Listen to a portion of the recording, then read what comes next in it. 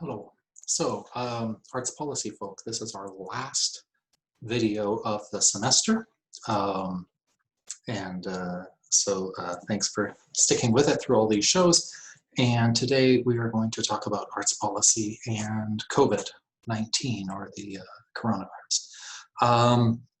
And so on the modules, you'll find I've loaded up a bunch of documents from different organizations, the OECD, a couple of think tanks on what different countries have been doing for the arts in response to COVID, plus a few articles in The Economist on fairly recent ones from the past few weeks on how things are going. Some of the modules you'll see there's a bunch of stuff I found just over the past while, trying to keep it up to date. Most of those articles are self-explanatory. You can see what they say about what different countries are doing. So what I'm going to try and do in this video is to give a bit of a big picture context to the whole thing. Okay, something that's sort of a little bit missing in the readings. And so I'm trying to give the broader overview here, and then you can look into some of the details in the readings, right? Okay, so what's the first thing we can say? Way back in the spring, when people really started to realize around the world that coronavirus was a pretty serious issue. And if you look back in the press and so on, it's really sort of in February that you start to see sort of international press like The Economist start to really look into this. And there were a few cases in the United States, but it was really in March that you had sort of serious attention start to be devoted to it. So we're going back that far in time. And one of the big debates around that time in terms of whether to force shutdowns of businesses, schools, universities, and so on. And remember, IU went online after spring break. One of the big issues that was stated was, well, there's a trade-off because we want to solve this coronavirus problem, but on the other hand, we need to think about the economy and jobs and so on. And so you saw things in the press that there was this kind of trade-off between, well, how much attention do you devote to the pandemic while at the same time bearing in mind the cost of trying to close down the economy. At that time, I argued, I think correctly, and there were other economists on board with me, that in fact this was a wrong way to think about things, okay? Because do we deal with the pandemic or do we deal with the economy was in fact a false choice. It was a false choice in that the only way to really save the economy was to deal with the pandemic first.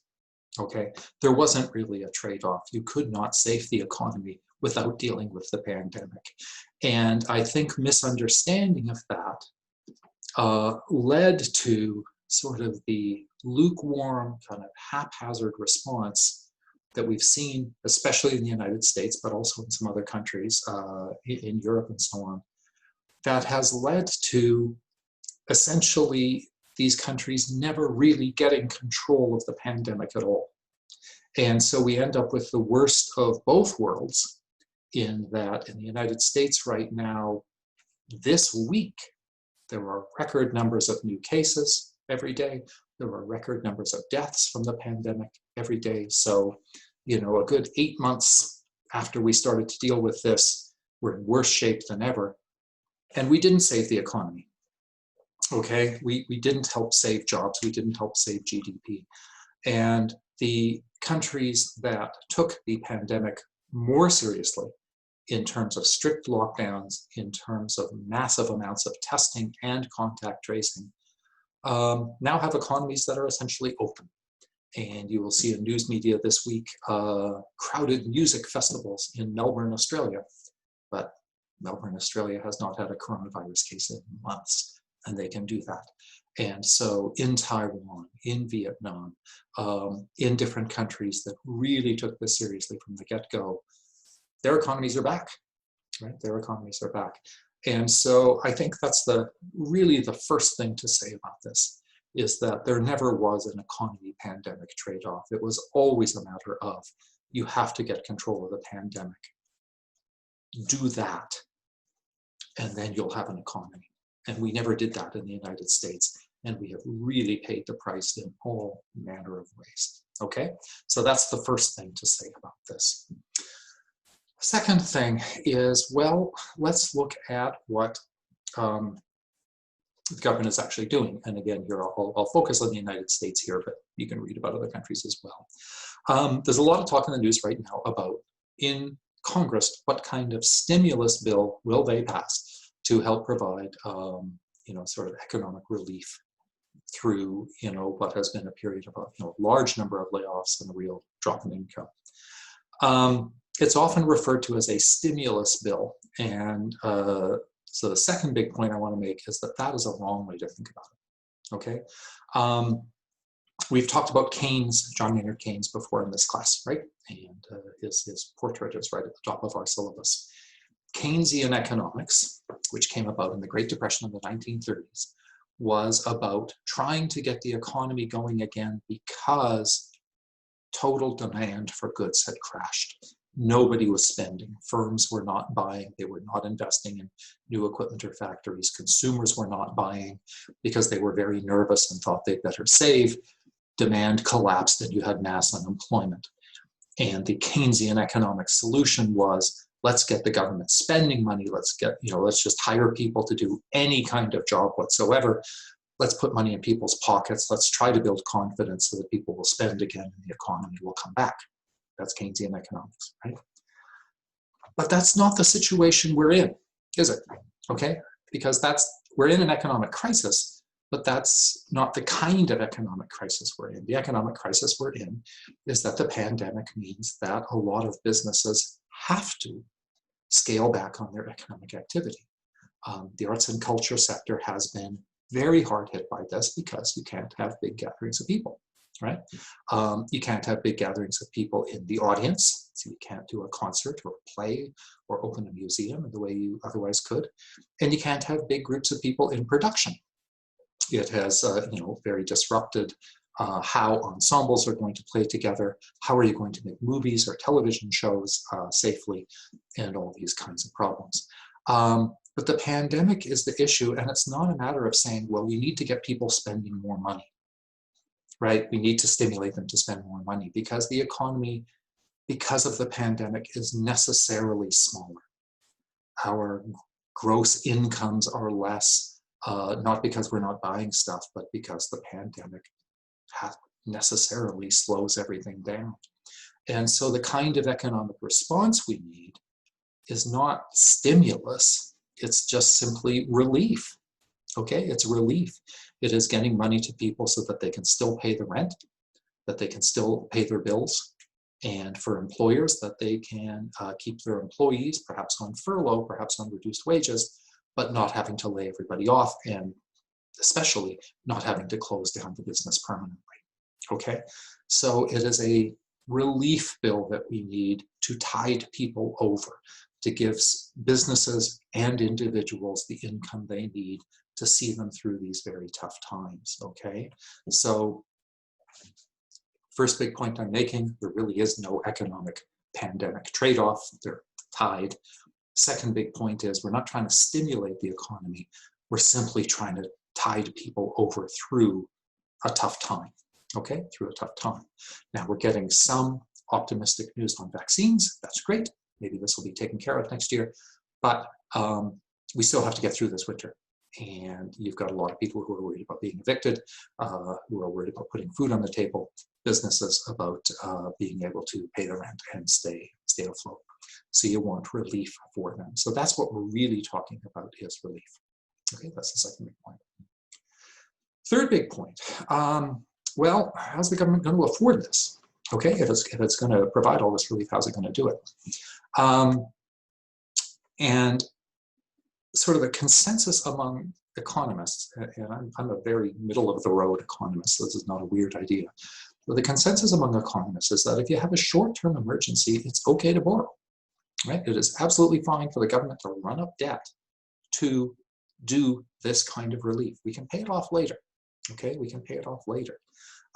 It is very much the same as for a household, in that for a household, if you find yourself with a sudden crisis that is short-term, and you know it's short-term, but is putting you in really tough straits. It is okay to borrow to see yourself through that, okay?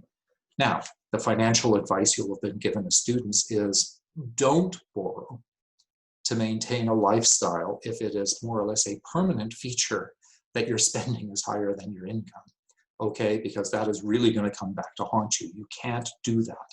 So when you look at sort of your life plan and you think about realistically, what is my income going to be year after year after year, you think to yourself, what am I going to be able to spend out of that?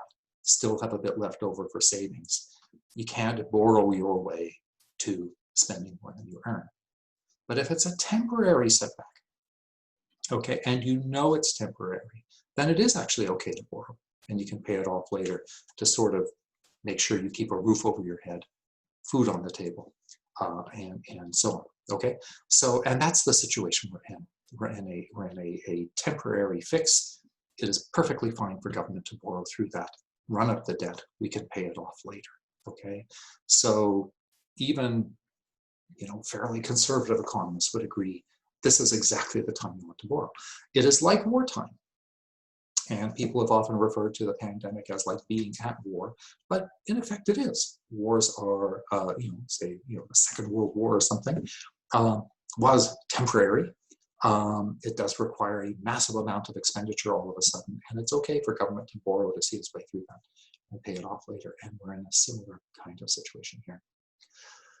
Okay, so there's no pandemic economy trade-off. We're looking for relief here, not stimulus, and it's okay for government to borrow to finance that. What we really want to avoid is layoffs. Okay, we don't want people essentially being fired from their jobs. Now, sometimes an economy goes through a real shift in the kinds of jobs people are going to be doing. Say, you know, for example, here in the Midwest, we've had a long decline in the number of people who are going to work in manufacturing.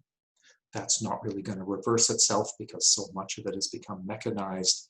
And that's a situation where you have to say, you know, we have to figure out a way to help people transfer into other kinds of employment, to prepare for other kinds of employment, because there are some jobs that are simply not coming back, whether we wish they would or not. They're not going to. So far as I can tell, we're not really in that situation here. Now, you'll see a lot of articles in the media about what things from the pandemic will permanently change the economy. I don't see a lot of solid evidence that, unless we're just going to have one pandemic after another, which, you know, I really hope is not the case, but unless that's going to happen, I don't see a lot of permanent shifts out of this. I think it may have taken some sectors that were really in decline and maybe hastened that decline. One of the things that I think is really in trouble is probably movie cinemas, since I think that is one factor in the arts that may have trouble bringing people back. But other forms of the arts, I don't think so. People will still want to go to museums. People will still enjoy live performances of music and theater and dance. And so I don't really see permanent shifts that way. And if that's the case, then you want to keep people in their jobs. When people work at a certain firm, they build up expertise there. They build up a lot of very specific knowledge about how things work. You know, how to solve things, who are the valuable connections who can help you solve things. And you don't want to totally disrupt that. You know, if you've got a museum with a bunch of employees who are very, very knowledgeable about local audiences and donors and how that museum works, well, you want to keep them on post-pandemic, right? You want to keep all that knowledge. And so again, you want relief for arts organizations so that they can hang on to these people. Okay, so that even if they have to temporarily furlough them, which means, look, you're going to have to take some forced days off, but we're not laying you off. You want to be able to do that. You want to be able to give either, there's two ways you can do this, either give the employer some money to say, look, if you got to furlough some of your employees, here's some money where you can help keep their pay up. You can give them some pay. Or you can give money to individuals directly, one way or the other. But you don't want to see a whole bunch of big layoffs for firms that are simply going to rehire a whole bunch of people later, right? That is very That is very disruptive. Okay, and there's no need to do that. Can you give aid to individual artists? Okay, what if somebody was trying to make their career as a painter, as a band, a touring band, trying to make it as an actor, and there's just no work right now. This is a tricky one, but essentially, again, you don't want to disrupt what would normally be the path of young artists trying to make a go of it. It's always been the nature of the arts that not all of them are going to succeed, but it is worth giving it a try. Okay, you probably have lots of friends who have tried to make it as a working musician, tried to make it as a working actor or visual artist. Some of them have been able to keep it going. Others have sort of given up and they go into a more humdrum job. That's okay, that's just the nature of the arts. But you don't want to hasten that. You don't want to take a whole generation of young artists and essentially eliminate them from any kind of career in the arts. So you do want to provide some support. What you find most countries do in this situation is they've got to say, okay, well, there's a couple of ways we can do this. One is we can say, let's just give a bunch of support to everybody to get them through the pandemic, whether they are an artist or a cook or a hairstylist or anybody at all. Let's just give people money, right? Just give everybody some money to help see them through.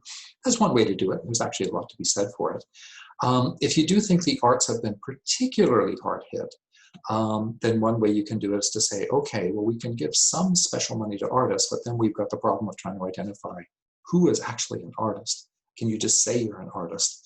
The way most countries do it is they more or less ask you, well, have you earned income as an artist? Like, is this your principal income? Can you show us in your past couple of years of tax returns? Yeah, I earn my income by acting in shows or playing in a band or in selling paintings through a gallery. And if you can do that, then you can get some special funding. But normally any support for artists comes from the idea that you've been a successful artist already. Even if you look at the National Endowment for the Arts, and I've loaded up sort of a press release from them onto the modules, you'll see that they are giving some COVID relief to organizations, but they're giving it mostly to organizations that they already give to, that they've already kind of certified as NEA approved nonprofit arts organizations. You'll also note that the NEA has sent out a lot of money to state arts organizations for them to distribute. I think about 40% of the pandemic funds have actually gone directly to states. That's actually a great idea. Because each individual state arts agency is going to have a good sense of, where is this money best going to be used. Now, you've been in this course long enough to know that American public funding for the arts is not very big money, and European governments are giving far, far more. They have a lot of more state-run agencies and so on. So those amounts from the NEA are fairly small. Okay, so those are some basic points about the economic response to the pandemic. Hope that makes sense. And have a look at all that stuff in the modules, and I'll look forward to the discussion.